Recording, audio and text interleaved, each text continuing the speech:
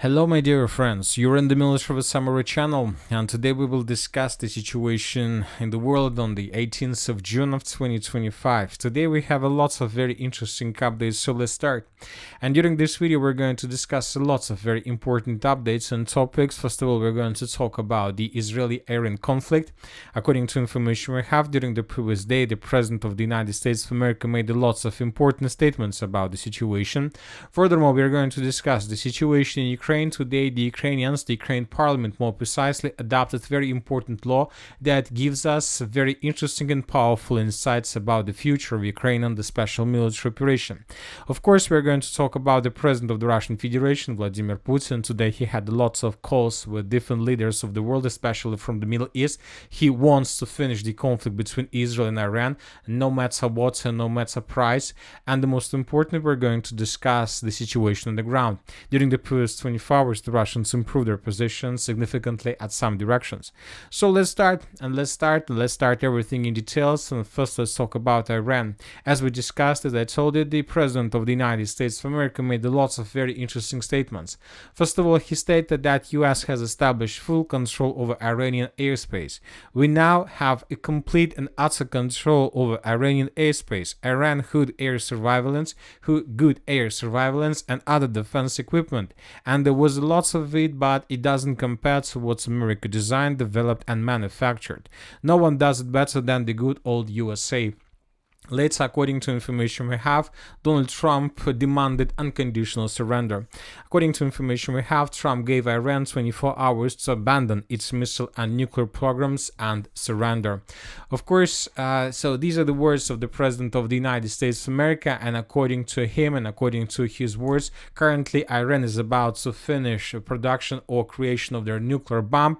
But the most important thing that, for example, today, the IAEA Director General Grossi on CNN stated that the EIA organization did not have any proof of a systematic effort by Iran to move toward a nuclear weapon. So obviously something strange in the entire situation. Anyway, let's wait and see. Maybe Grossi doesn't have lots of information, some secret data. He doesn't have it. He doesn't have something that has, for example, Donald Trump and the Prime Minister of Israel, Benjamin Netanyahu. Anyway, when talking about the Iranians, they responded to this message of the President of the United States of America.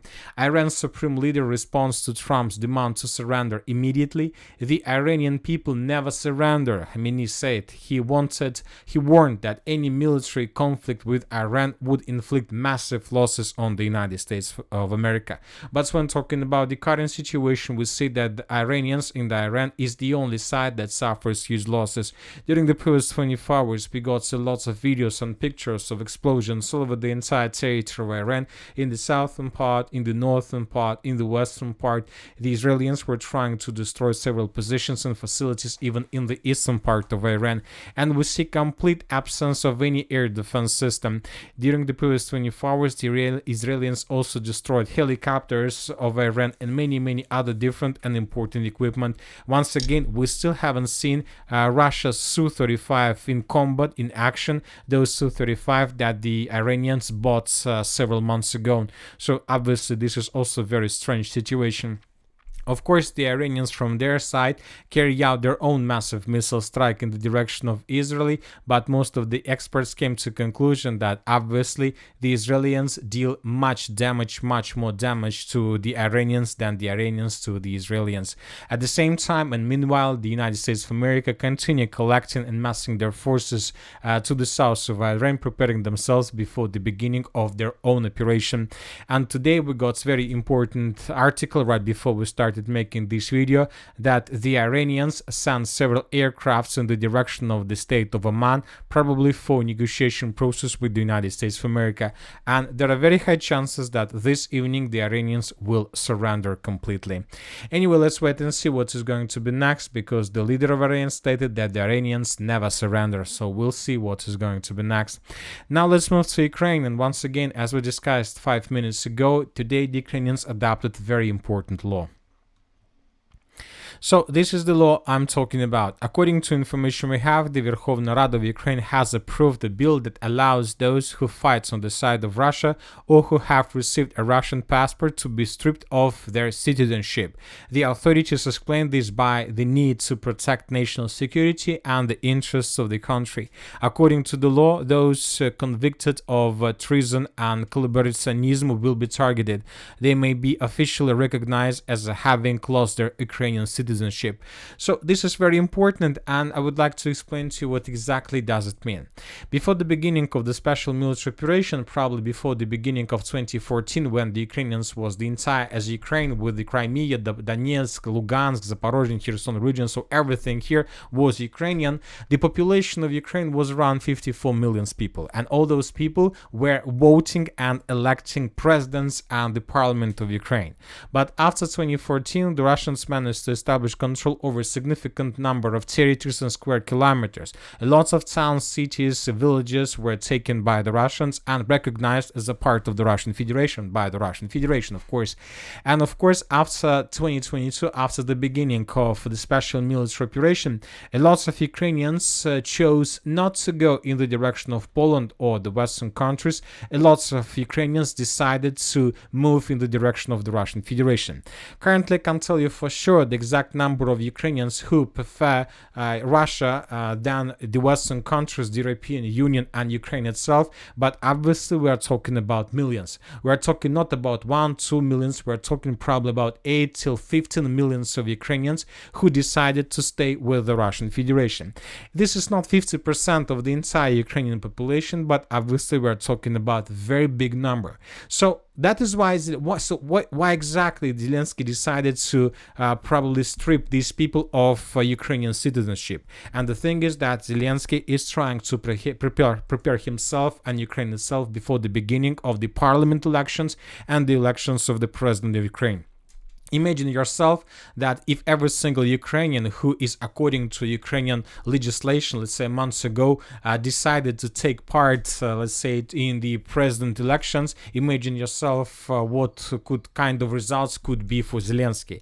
I believe that, for example, if the president of the Russian Federation take a decision to probably become a president of Ukraine, obviously he would be in the second tour, in the second round with Zelensky most likely, because once again, the Russians control not just the biggest number of territories of Ukraine, the Russians control around 80 till 15 millions of Ukrainians who has the right to vote and who has the right to elect Ukrainian president. This is very important, so that is why Zelensky decided to prepare himself before these president elections, and he decided to cut these people forever and not to allow these people to take part in these elections and to vote and to have possibilities to vote for somebody else but not for Zelensky. So this is the situation, and once again this law tells us that Zelensky realized that most likely he has no chances to win this war with the Russian Federation, so that is why it's time to start thinking how to win the second president tour and how to finish the special military operation and how to continue being the president of Ukraine. And first of all, for these purposes he must do everything he can with the purpose not to allow people who can vote against him to take part in these elections.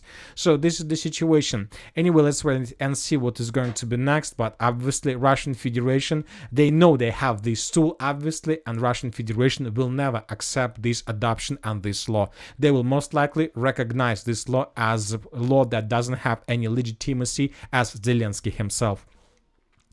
Now let's move further and let's discuss the situation along the line of combat contact.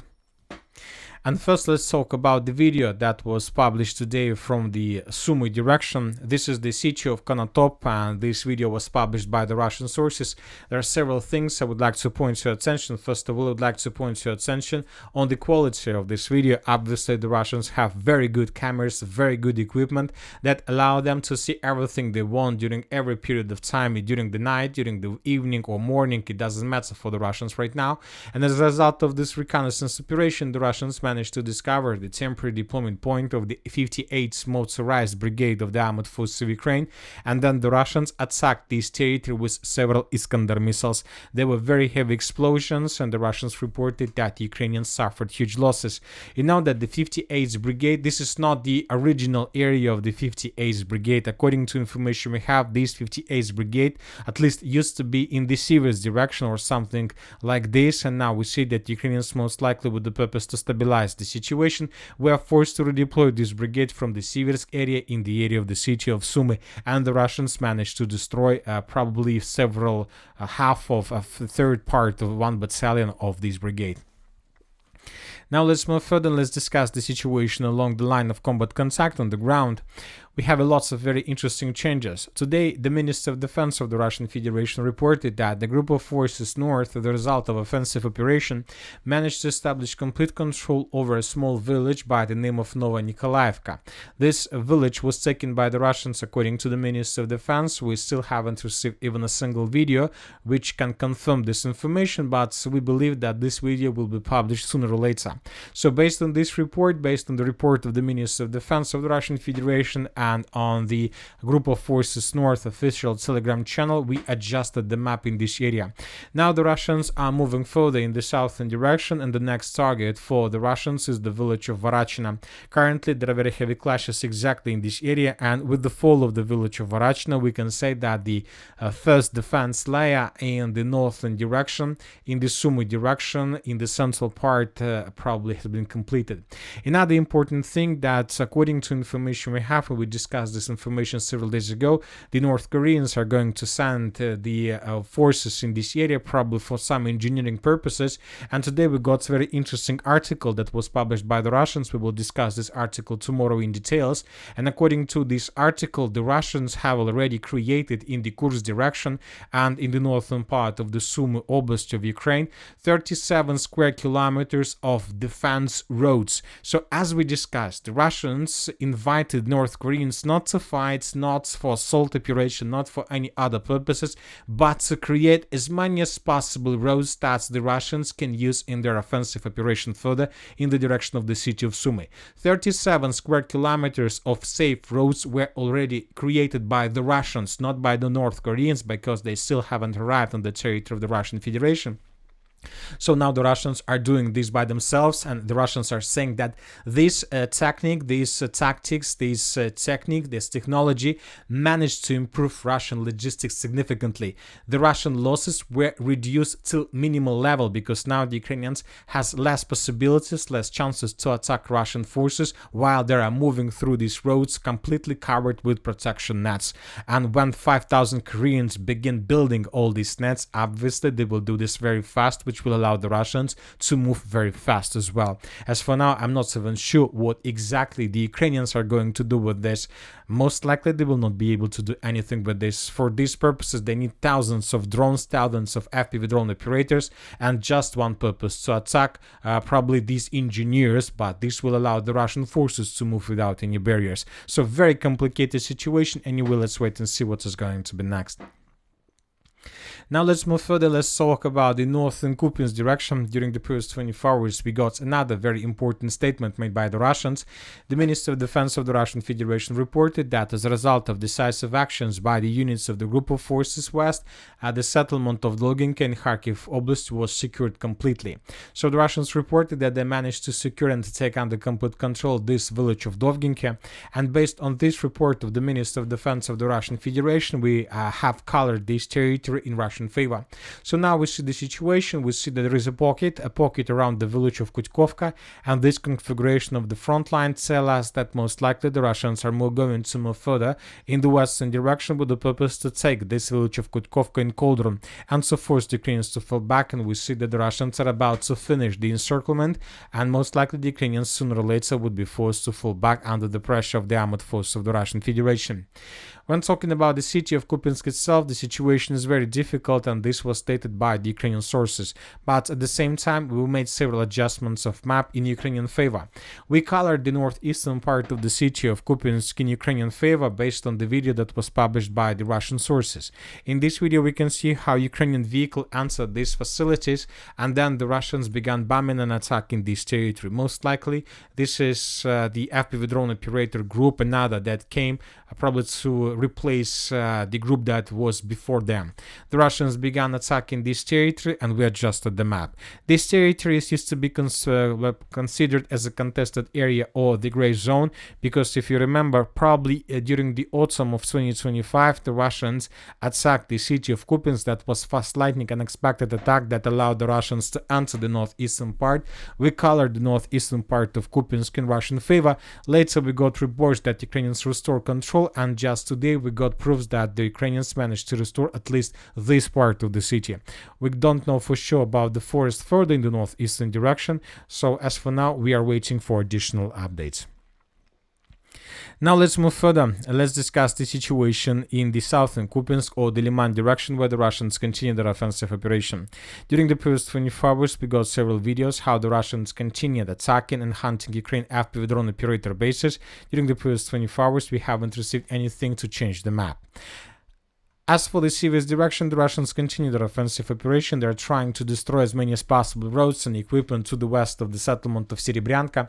Currently, there are very heavy clashes in this area, and I would like to remind you that the latest update we got is that the Russians entered the eastern part of Serebryanka. The Ukrainians managed to introduce additional forces, and currently, according to information we have, there are very heavy clashes for the central part. The Ukrainians are trying to force the Russians to fall back. The Russians are trying to improve their positions and to dig in deeper. Obviously, it's not the battle for the city of Siversk itself, but obviously this is the battle for the gates to the city of Siversk. Serebryanka is the northern gates of the city of Siversk. If Ukrainians lose this area, the Russians will be able to move through these gates in the Siversk itself. Now let's discuss the situation in the Konstantinovka direction. When talking about this area, the main clashes and the main activities were taking place in the northeastern part along the Seversky Donetsk-Donbas canal. As you can see, during the previous 24 hours, we got some changes on the map. The Russians launched their major offensive in this area with the purpose to establish complete control over this territory, and during the previous days, we got lots of changes on the ground.